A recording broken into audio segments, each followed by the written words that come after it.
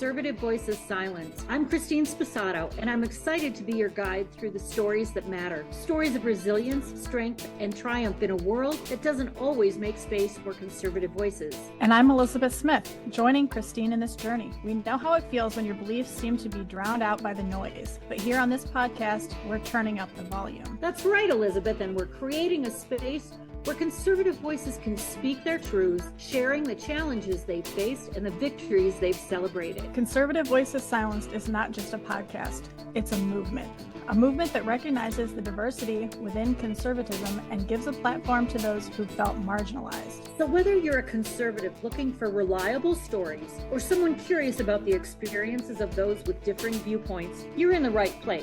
Get ready for an engaging ride as we dive into the trials and triumphs of conservatives navigating a progressive world. We invite you to join us on this journey of discovery, understanding, and most importantly, amplifying voices that deserve to be heard. This is Conservative Voices Silenced, where silence ends and the conversation begins.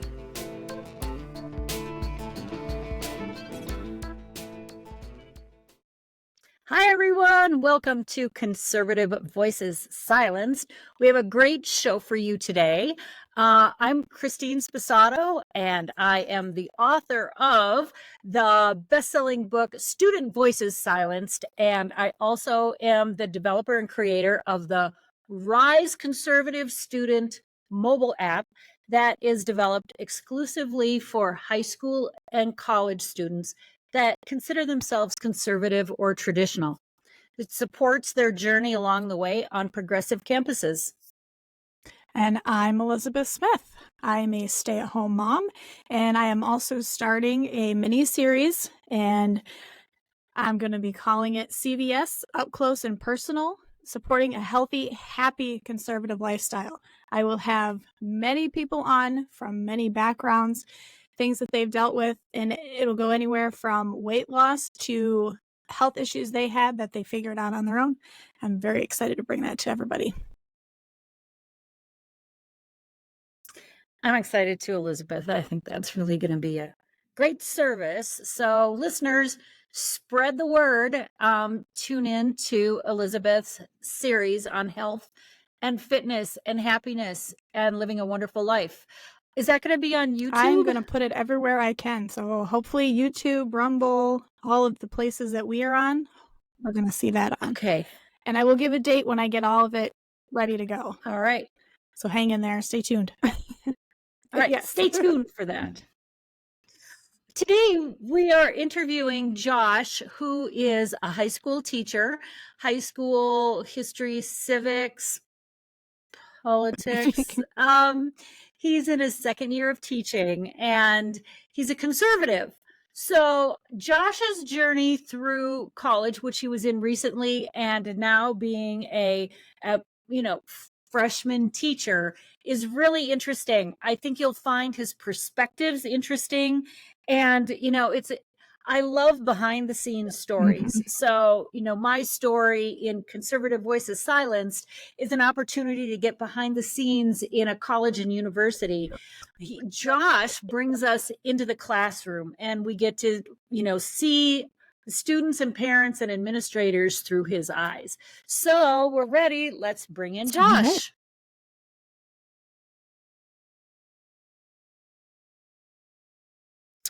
Well, hello. Here we have Josh, fresh out of his school day. He still looks pretty fresh. Congratulations on that. Thank you. So Josh, we talked a few months ago at the beginning of the school year. So if anybody wants to hear that interview, go on back to the ones that were just audio.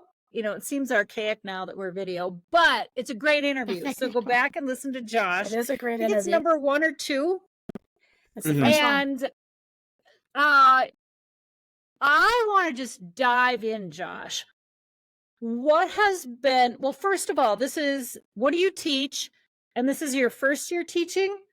This is my second year teaching. Second year. Yes. Okay. And this year I'm teaching U.S. government mainly, and then I have one class of world history. Okay, great.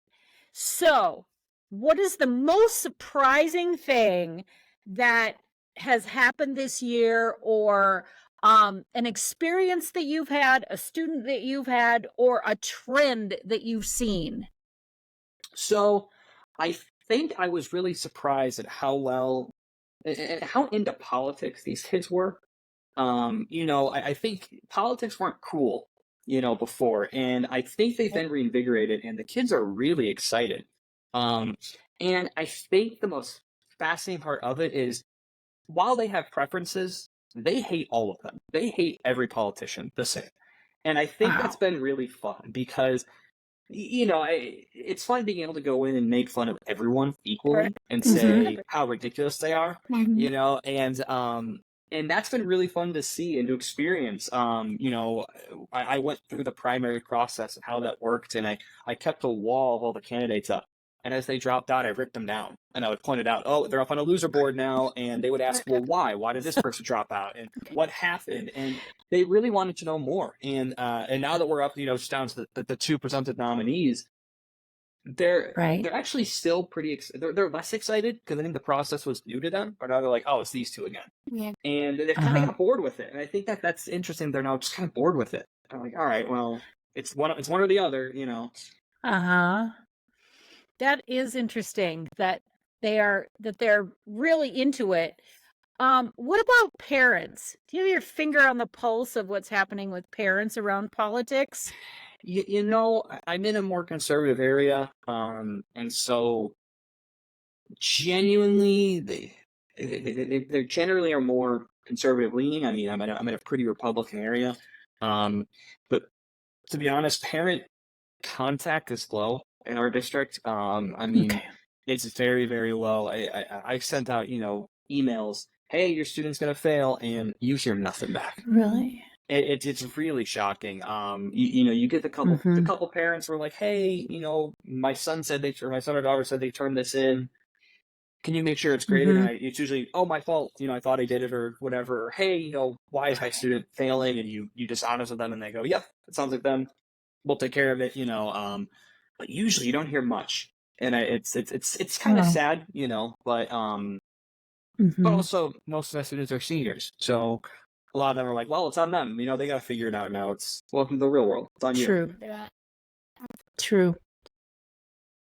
So what are you hearing about from students about higher ed?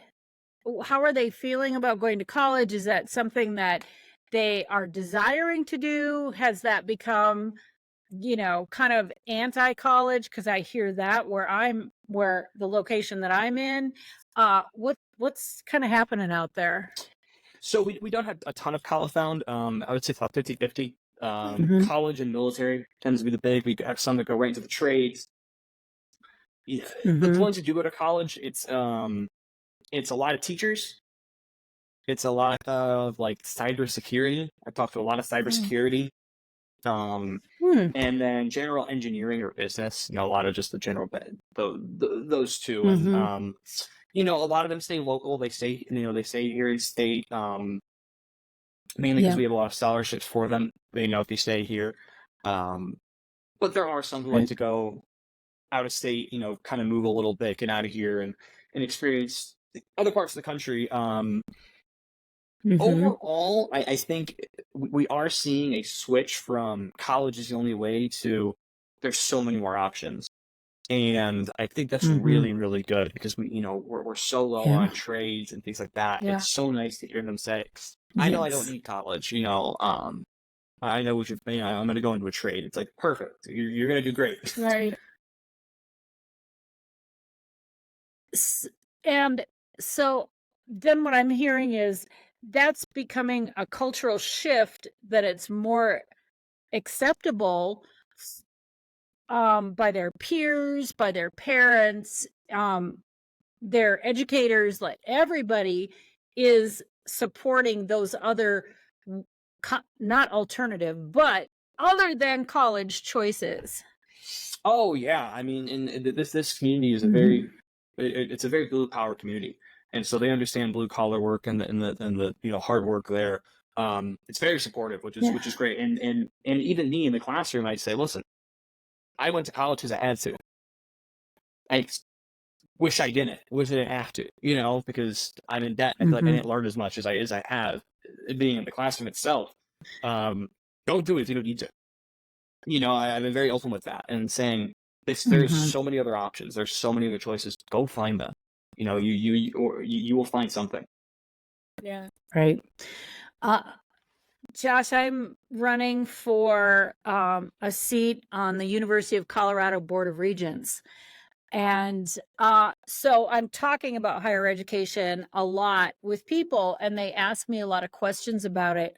And that's one of the questions that they've been asking me is, what's my position on this kind of trend that's a little bit anti-college, anti-higher education? And my response is, it's a natural correction. I think the pendulum swung for a multitude of reasons, which we don't have time for today, but a lot of reasons. It swung to this kind of cultural attitude and belief that every kid needs to go to college to get ahead. And that was what the expectation was. If you didn't meet that expectation, you were falling kind of below. And then, of course, we've got the whole student debt. Okay, there's a whole bunch of stuff there. But, I think it's a natural correction to going back to the middle again, where students have lots of choices and they're affirmed in whatever skills, abilities, interests that they have. And I think that's a good thing. I still love higher education. I love it. So I will always, my heart is there, and I will always advocate to have strong institutions of higher education for the students that want to go there and are pursuing a career that requires a degree. But the other students, it's fabulous that they are now being really affirmed that it's great to go pursue some other career. Yeah, I 100% agree. I mean, and I agree. I'm not anti-higher ed. I think higher ed needs to be there. Right. But I think there is a natural progression, and people are seeing that they became institutions of just progressivism and pushing an agenda other than education. And people are waking up and saying, I'm not going to put myself into, tons of debt to be told I'm evil every day. And I'm evil every single day. Or I'm not going to pay for my kids to go and do that, unless they have to. If it's a career they have to go, they got to do it. But we're starting to see, I think, a pendulum switch in higher ed. We're seeing all these universities get rid of DEI. That's great. That is nothing but the benefit of America to get rid of DEI, burn it to the ground. And we're finally seeing that people are saying enough's enough. And I think it's going to make the university stronger. I think it's going to do nothing to make the university stronger and actually help the reputation and allow people to say, I'm willing to trust my kids to you for this many years. Yeah. Hey, Josh, for the listeners that haven't heard our first interview, which they must go back and listen to, by the way. Yes. Would you give just a little insight into some of the things that you experienced being a conservative student on a liberal campus? Because your stories are fabulously illustrative of what's happening. Yeah, I mean, so I went to Illinois State University, and I entered that university pretty conservative. I was still finding my voice as a new conservative Republican, and my first year I worked for a governor campaign, and that was fine. But it was when I got involved with Turning Point USA, which I started with my now best friend. We met on campus. We started a chapter. I got involved with college Republicans. Our first time tabling for Turning Point USA, we had a professor come out and scream at us because we were saying socialism sucks. And I mean, he's like, have you ever read so and so? I'm like, dude, I'm a freshman in college. No. And he was like, how stupid are you? And I'll never forget, my best friend said, well, we're only as stupid as our professors, sir, which he did not like. He never liked us from that day forward. Our first year, we faced a lot of scrutiny, a lot of attacks, just yelling, racist, bigot, Nazi, homophobes, all the phobics and all the isms we faced. At first, it takes a toll on you because you look back and you go, am I doing something wrong? I'm just expressing an opinion. It takes a lot to really build that that armor of, I know what I'm doing is right, and I know what I'm doing is okay. We faced, let's see, my friend faced an assault by a professor in his first year. He was hanging signs in a academic hall, and a professor came up and said, "Hey, what are you doing?" And he said, "Oh, I'm hanging signs for Turning Point USA. You know, we started this chapter and this and that." And the professor said, "Ah, well, enjoy hell." And my friend said, "That seems like an inappropriate thing for you to say to me, considering you're my peer, or, my professor." And the guy walked away, and he went to go try to find him. Eventually, he found his room, and he just said, "Hey, man, I'm willing to let this go. Just come apologize to me." He went to take a picture of his, and the guy didn't come out. He went to go take a picture of his nameplate. The professor opened the door, saw him taking the picture, grabs him, and pushed him on the ground. And it's still captured on university security camera. We have this. The guy walked away, he came back later, and he's like, "I'm so sorry, I was not called for it." He goes, "Listen, I accept it, but I gotta call the police now." And so I will say, the professor said, "You're right, you should. I did was wrong." He faced no discipline other than having to do, he had to get a written apology and do some sensitivity training. Other than that, no punishment for assaulting a student. I faced an assault from another student. We were out there with Students for Trump, and I was holding a sign. I had a student. Somehow an altercation had started out there. People were yelling at us, and they ripped down our sign, and we're like, "Hey, let's do that." This guy came up and something about black people being killed in the street as a genocide was brought up. And this African student walked past, said, "Yes, amen, sister, get this out of here." And he hit my sign, and I said, "Hey, man, what was that?" He turned, he said, "What you gonna do?" Took a step towards me, dropped his backpack, and we got him on video saying, "I'm gonna beat the F out of you," censoring myself for everyone at home. And we got it on video. We got it on video. And I'll never forget. So with my two friends, they really jumped in. Other people jumped in and stopped them, so they never hit, fully. But they did hit my sign, which was an extension to me. And I remember I went home. We hung around in our group. We went a back way around trying to get home because we were afraid, genuinely afraid of what this mob might do.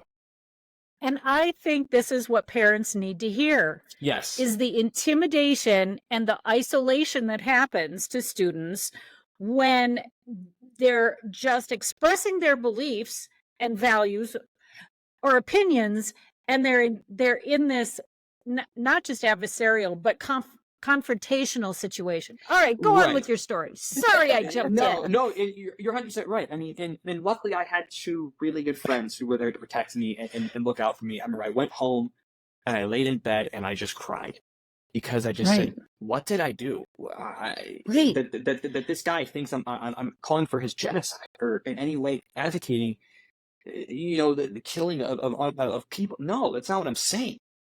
And I remember I cried and I processed it, and my friend called me and he said, "How are you?" And I said, "I'm scared." And he said, "I think you need to go to the police because what just happened can't happen again." And I did. I went to the police and I shared my story with them, and they said that's aggravated assault and battery to the highest extent of the week. And they conducted an investigation. They found who did it. I didn't want to press charges because I'm a college student. I don't want to press charges. I don't want to go through, all this. All I asked is that the university punish them in some way. And as far as I know, they never were. I had no indication of what happened to them. They never had so much as apologized to me. And yeah, I mean, so we got two instances in 2 years now. First a professor, now a student assaulting someone else. And I'm like, luckily to me, my friend, because we can handle it. But I'm like, we have young women out here in our group. What if something happens to one of them? I'm at fault. Even though I'm not at fault, I'm liable because I'm tasked with taking care of them. I'm the vice president of this club. I'm a co-founder. I'm tasked with that. And we went to the university and we just said, "Hey, listen, this has happened twice now. We requested a meeting with the president because this is unacceptable." And they gave us one of his aides or whatever, one of his second in commands. Which, okay, fine, we're facing someone. And we explained our situation. We explained what happened. And they said, "Well, what do you want us to do?" I said, "We need you to put out something saying this is unacceptable. That violence is not acceptable when it comes to political gratification, or political views." And they kind of did a half-baked attempt at that, where they just said, "Hey, the 20 election's coming up. just be nice to each other. They never once said we disavow all violence and any acts of violence against our student will be met with the highest disciplinary standards. They never once specified that. And that night, election night, me and my friends are excited. We've been advocating for Donald Trump this whole time. We're out there, but we think fighting a good fight. And we went over to my friend's house and we said, we're staying here for the night. Do not leave. We're staying here for the night. Mm-hmm. And we were anticipating a victory, Right. of course. And I remember I sent out kind of a list of not so much rules, but just, here's my recommendations. And I said, anything conservative or Trump, take off your backpack. Don't wear it tomorrow, especially if he wins. Don't do it. It's not worth it. It's not worth the risk. We were genuinely afraid of what might happen to us because we had seen it. And we had seen it in 2016, and we knew if he won again, it was going to be worse. And so, and that even caused some conflict because people were like, "How dare you tell me what to do?" Like, I'm not telling you what to do. I'm advocating for you to remain safe. You do what you want, but if something happens to you, please know I warned you because this had just happened to me.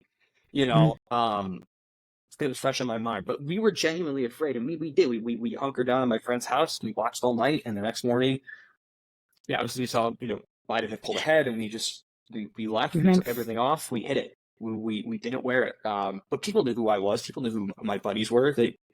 Our faces were known. Our names were known on campus.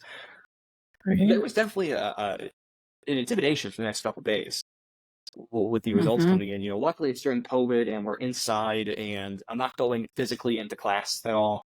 Because that would have been terrifying. I'm on Zoom. I could turn my camera off. I can take my flag down. I can do all that. But there was definitely an intimidation factor for quite some time of how are we going to be, especially if he wins. What's going to happen to our group? What's going to happen to us? And that's a fear that I hated that we had to have. But it did, and we pulled through. Obviously, everyone was okay. We had no real big incidents. Yeah, people yelled at us still, but whatever. Case and yelling, that's fine. But we really had to beat into, or not, I shouldn't say beat into our group, but really dig into our group that, hey, this is going to happen. Don't take it personal. You will be attacked for what you believe, and just get used to it. So, all right, Josh, let's fast forward to next fall. What do you, and you're well aware of what's been happening on campuses since this last October. If you had a crystal ball, what do you think it's going to be like on campuses for our conservative students in November? With all the political things that are going on, there's all of the protests, and what's your gut telling you that students could utilize to prepare, or parents? So my gut's telling me we're going to have another victory. We're going to have a Trump victory. We really are. I think not so much a pro-Trump, but more an anti-Biden vote. The same as in 2020 was more of an anti-Trump vote. We're going to see that. We're going to see the flip. Independents are going to be more willing to vote for him by various reasons. I don't think they need to be as worried this time around, because I think the narrative of Trump's a threat to democracy is really starting to get tired, and people are aware of it. People know this guy by now, and I fear more for our Jewish students or our pro-Israel students more than anything. I think they are the ones who are going to be are in danger, or are going to continue to be in danger the next couple months, up until we can get, until Israel can destroy Hamas. This is going to be a thing. And even after that, there's going to be retaliation. I think that's my worry right now, is those who openly express pro-Israel or pro-Jewish views are really going to be facing some real danger here. And what's your opinion on how universities have been handling this conflict on campuses thus far? I think it's a mixed bag. I mean, I think some have done a very phenomenal job of making it very clear that this is not acceptable. You can express discontent with Israel. You can express discontent on what's happening overall. But the minute you Mhm. threaten someone, you are at fault. The minute you are openly anti-Semitic, you will be, you'll be punished. But then we have universities like Harvard who basically say we can't do anything. What do you mean you can't do anything? You have a code of conduct. I know Harvard has a code of conduct that you sign that Mhm. says you will not openly express. If you are calling for the destruction of Israel, you are calling for the destruction of Judaism. That's just, they do call inside. And so when Mhm. students are saying that, and you say you can't, your hands are tied. Okay, I did like when some of the business said, fine, we're not going to hire anyone from Harvard then. Or Mhm. when people went by with the trucks and openly put their faces up and said, these are the students who are doing this. Public shaming does need to Right. happen sometimes, and Harvard finally stepped it up and said, all right, we're going to take care of this because they were trying to stop that. Mhm. I think some areas like Florida has done phenomenal, making it very clear if you express pro-Hamas views and you're not an American citizen, we're taking your student visa and sending you back because you can't do that. Mhm. I think that's fantastic. Taking their funding and saying we're not going to fund you if you're going to allow this. Fantastic. We need more of that. More. I mean, I don't want a federal government, but I think the state government stepping in and doing that is exactly what should happen. Say, fine, you want to allow this? We're taking your funding. You can give that, but you gotta set it up. I wish that Almost would happen. I know. It's kind of interesting. I had teams of students for all the years I was working at the university. And, I always had a team of 10 or 12 that I worked really closely with and knew them very well. I knew them very, very well. After all of this has bubbled to the surface, I was talking to a former student from several years ago, and we had connected again and we're catching up. And this was going on, the Palestinian protests, riots, and things. And he said to me, "But this has been going on all along." And I said, "What in the world? What do you mean? There was none of this." And he said, "Yes, there was.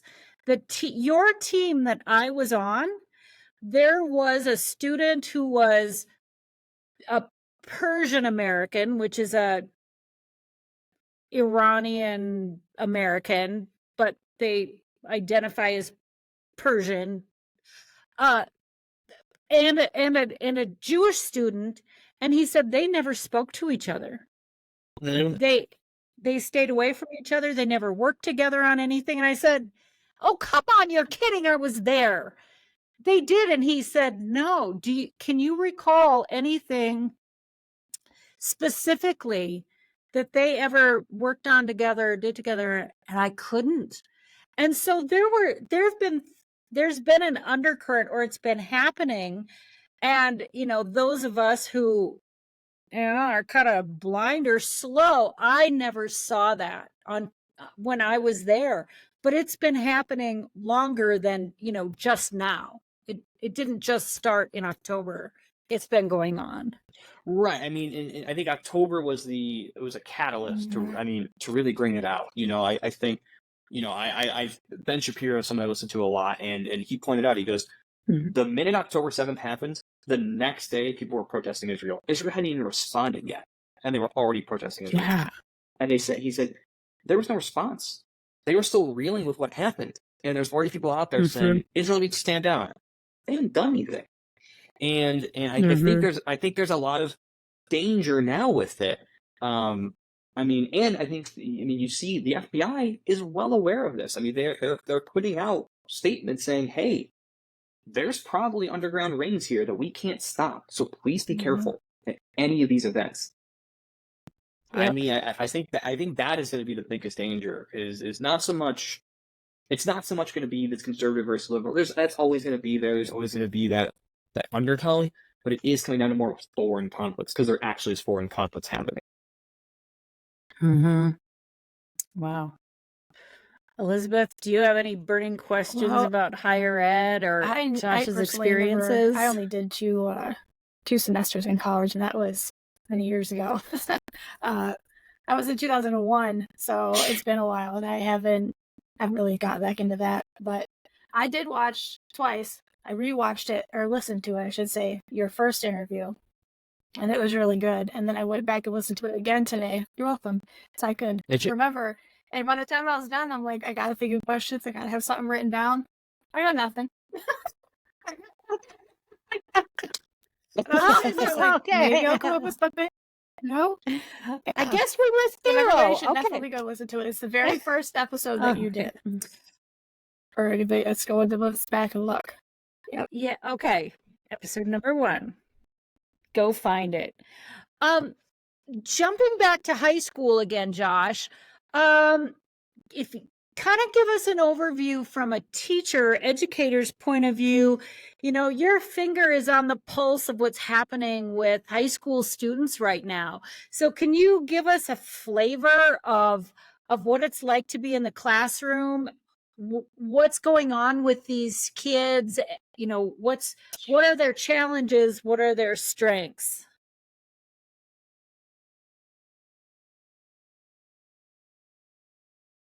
You're good. Sorry, I got an interruption there. Okay. Yeah, I mean, I think in the classroom, kind of what's going on. There's a lot of apathy. I think apathy is the only word I can use. Kids who simply don't know how to be productive, and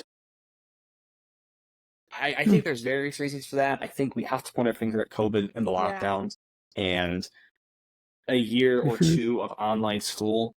That makes you apathetic because for a good year there, it was just try your best and you'll get through. Where now they need to try again and they just can't. They don't know how. Their attention spans were ruined by TikTok, and the quick entertainment, the 5-second attention span. The kids just can't put their phones down, and I find myself guilty of this. I myself am guilty of being addicted to my phone. I have to do like screen time blockers. Like after 15 minutes, it blocks it just so I don't go back and stream scroll. So there's days where I go, I'm gonna detox and physically put my phone away and just get it away. But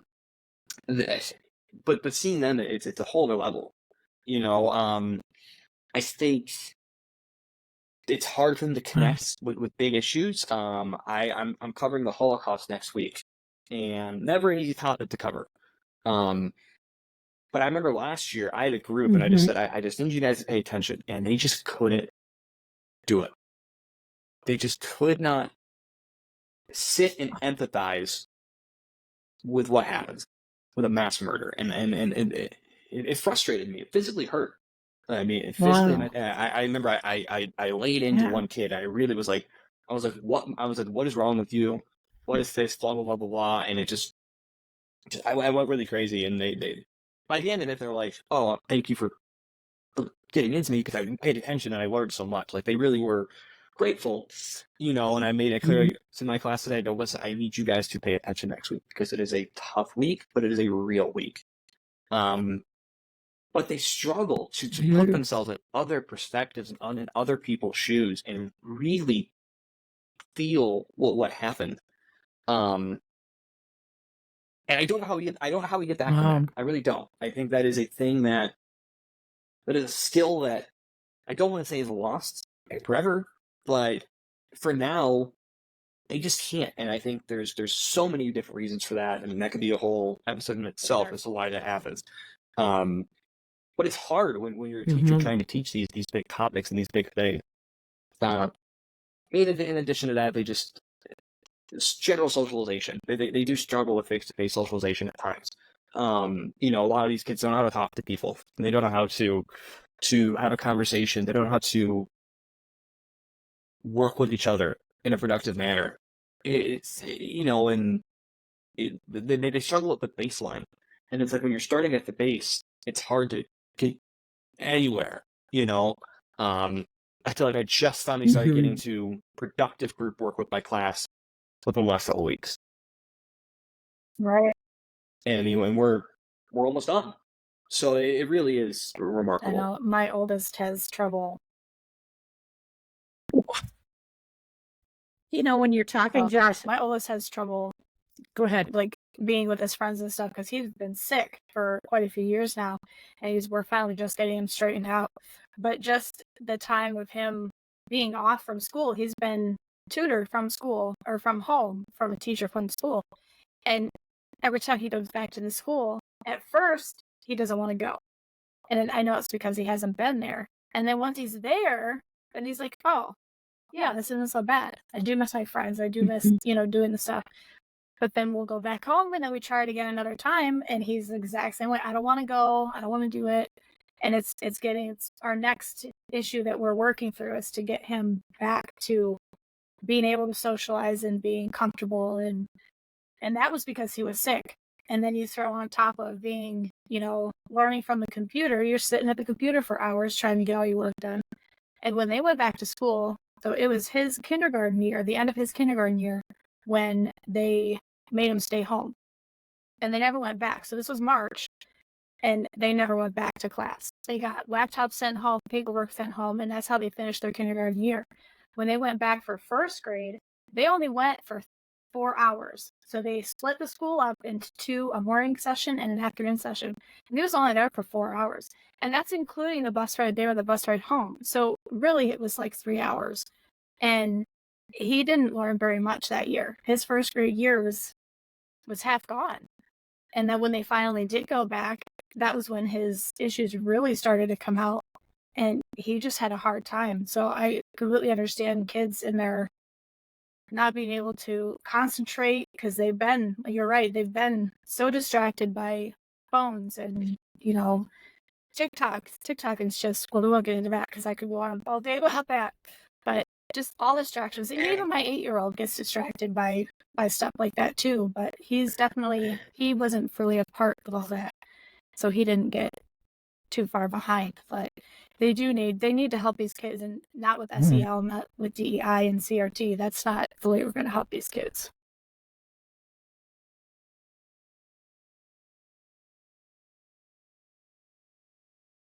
Yep. Yeah, I mean, It's a whole generation that's been derailed. I call it the lost generation. I truly do, or I call them the lost years because they truly were lost. And myself being in college, overnight I was thrown from in person in a lecture hall, traditional college, to online, and and I'm about to start a master's degree online.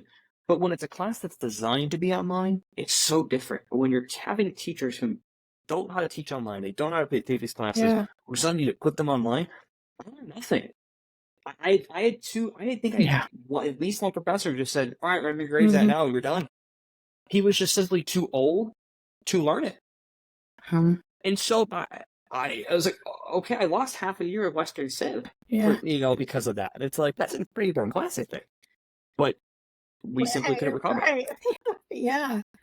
That you paid for. Right, that I paid for. Right. Yeah, that whole thing was that was rough. Josh, teachers, what's the morale for teachers now? Or, kind of what's going on with teachers in your school or the profession It's at large? It's low, to say the very least.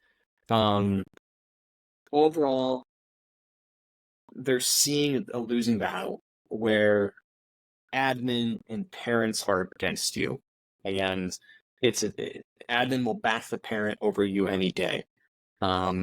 It's so interesting, and my admin's pretty good. They're pretty understanding, and they will back you. They will go to bat for you.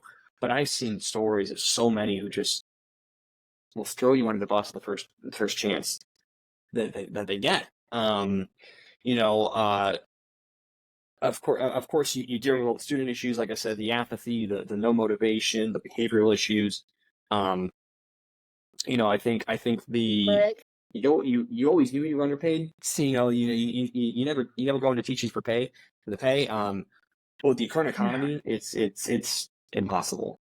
I mean, it is ridiculous. There's times I feel like I'm living paycheck to paycheck, and it's like I'm in a career. in a state that has very little taxes. I should be doing better, but I just simply am not. And I think that weighs on people. The overcrowding of classrooms is a huge issue. The students who just don't care and who are just there because they have to be. Teachers just don't see it's worth it anymore, and it's a shame because you're seeing the good teachers leave and the bad teachers stay.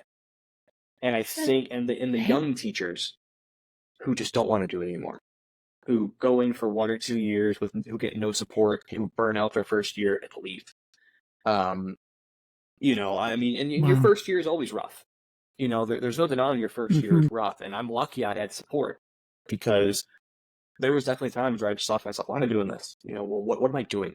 I'm spending, I was sitting in my computer here for, I get home at 2:30. I was on my computer till 9:30 doing things.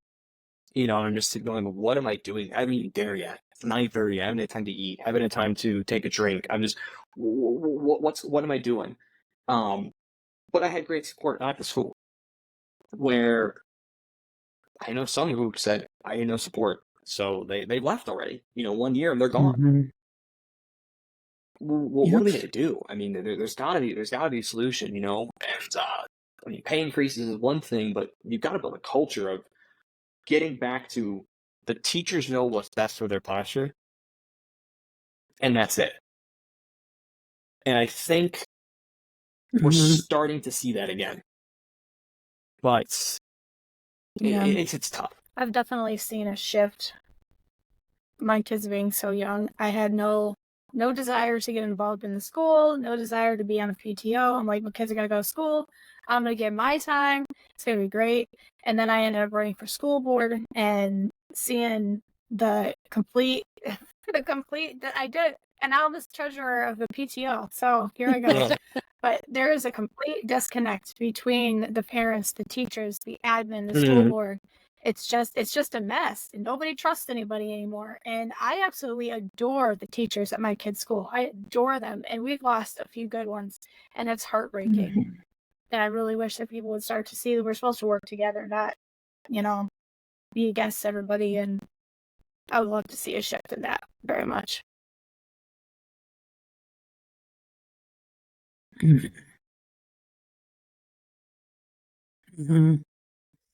Josh, what about curriculum? How is it's changed a lot since I was involved in schools. How are you feeling like that? Is the curriculum pretty solid? Are you and other teachers feeling good about what you are teaching? So I will say our state's pretty good. We with our curriculum. For a while, I actually had no curriculum. It was kind of, here's a guideline. You kind of do what you want. Hit these key points. I liked that. I liked having that freedom. We did just pick a curriculum for my subject matter for our department, and we're proud of it. We like it. We started integrating it next year, and I'm excited for that. Overall, we have a lot of freedom, which is nice. We have our standards, we have our things to meet. But we do have a lot of freedom in our classroom, and which is nice because then you do a nice grasp on it. We are one of those states that here's your day 1 through day 100. Go. We don't have, and I'm very fortunate for that. Because that would make me miserable. I get to go in and teach what I want, and if I need to adjust, I adjust. If I need to, I missed this day, whatever. I readjust here or there. Things like that. Well, I've heard in some rural areas that don't have such a strong tax base to support their schools that the state will offer them grants that are tied to curriculum.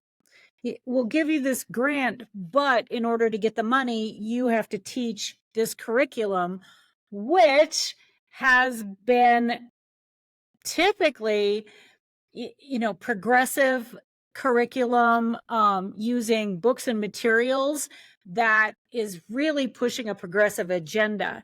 And so the school districts are kind of in a lose-lose situation because they need the grant, they need the money, but here they are pushing a curriculum to the kids that isn't necessarily what the community or the parents would support.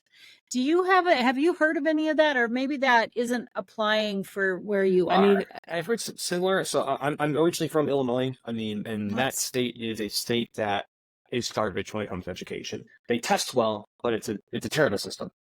And in my home district had a situation where there was someone hired who should not be around children. I mean, self-admittedly should not be around children, and the committee did come together and get them fired. I'm thankful for that every day. But I mean, there is so much revealed about the books that are in the schools, that are just terrible. And yeah, when you are in a district that, yeah, hey, we'll give you this money if you teach this curriculum, you're gonna do it. And I think that's how you get these really progressive CRT sort of agendas in a very conservative area, because they have no choice. And that's sad. I mean, that is sad, Right. because now it's ruining the trust of the community and the parent base with that school. That is the sad thing. I haven't heard of that anything specifically, but I do That's know it happened here. occurs, and I've seen the stories of it, Between and it's federal grants and unfortunate. COVID money, that's how they slipped in SE out here, was through COVID money, and thrown in a guidance class claiming they had to have it. And then when after the guidance class had already been going for 6 months, they screamed, "Oh, they need a curriculum!" So the coordinator slipped in SEL as what they could teach. They paid $30,000 for it. So it's happening here in our county, not just our district, but all over. They took millions of dollars, millions, to pull all that stuff into schools.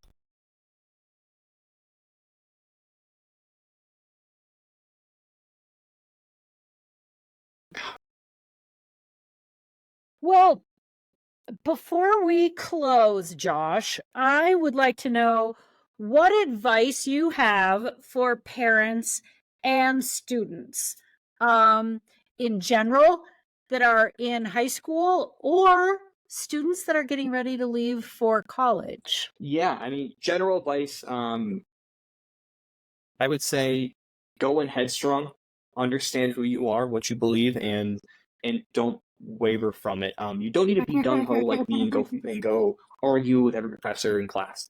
I was the crazy one who wanted to do that because I thought it was fun. You can do it. You could do your schooling in a way and not compromise your values. Try to do the best you can. Find a way to do it. Find a group on campus. And if there isn't a group, start a group. College Republicans, Turning Point USA are two very good groups that I worked with who really were there for us, and we formed a strong base. I still have friends, to this day because of those groups. Don't get influenced by your college years are for all this and that. No, your college years are to better yourself and get your education. Go get your education. Focus on that. That's number one.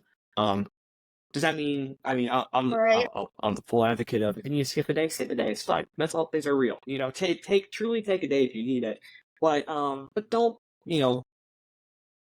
don't get distracted by all the side stuff. And just try your best just to get through without really being influenced. I mean, it's tough. It is tough. I will say, to the men, dating is going to be hard. Just to be completely frank, it is going to be difficult in college. That's okay. That's okay. Do not compromise your values for someone. You will find someone that you might as well laugh for college, but you will find someone. Don't lower yourself for anyone else, and to the ladies too. But for the men, I know that was a big thing. Just go in, be headstrong, believe in yourself, know what you believe, and you're going to be fine. Yeah, that's great. And for students or parents going to college, read Student Voices Silenced. Some of Josh's stories are in the book, so you definitely want to read it. And also, I have developed a mobile app. Thanks, Elizabeth. I love that. And Yay! And the mobile app is called Rise Conservative Student. And you can get it on Apple, Google, and all the things that Josh was talking about. There are lessons in it. There's videos. There is a community within the app, so you can get to know other students that are conservative and traditional. It helps you figure out how to find those communities and how to stay firm with your own values while still learning what else there is out there in the world. That's really important in college, is to explore and get to know people that are different than you and to hear other ideas. That's what this time of life is for. So do that, but know who you are. Like Josh said, stay solid, know who you are, and be firm about that. And the Rise app will help walk you through that. There's guided meditation, prayer time in it. So when you're stressed and you want to take one of those mental health days, you can listen to that. You can listen to it, I don't know, on the bus to campus. Rise Conservative Student is the app. So get that too. It's a tool and you'll like it. Anything else in closing? Not that I can think of. Just thank you for having me. I've been happy to share my stories, and you know, I'm an indicator that you can do it. You know, you can get through college and remain conservative. You know, you can get through the college, and yes, you may have a bad experience, but you can do it. And I mean, and I'm in a career that is in no way conservative friendly, but even then, I find so much friendship and so much goodness. You could do it. You really can. And thank you, Josh, for serving in the way you are. Thank you. You know, to be a teacher, and especially in these tumultuous social times, the huge cultural shifts, to have people like you that are out there that have the heart and the integrity to do this work is just admirable and fabulous. And thank you. That's an absolute pleasure. All right. Thanks so much, Josh, and have a great rest of your year. Thank you. Thanks. Well, we're having some connectivity issues here. And so with all of that, I'm just going to close the show. Thank you all for joining us. It's always a pleasure and a joy. Thank you again to Josh for your time and sharing your experiences with us. And I look forward to coming back and seeing you all again soon. Thanks so much.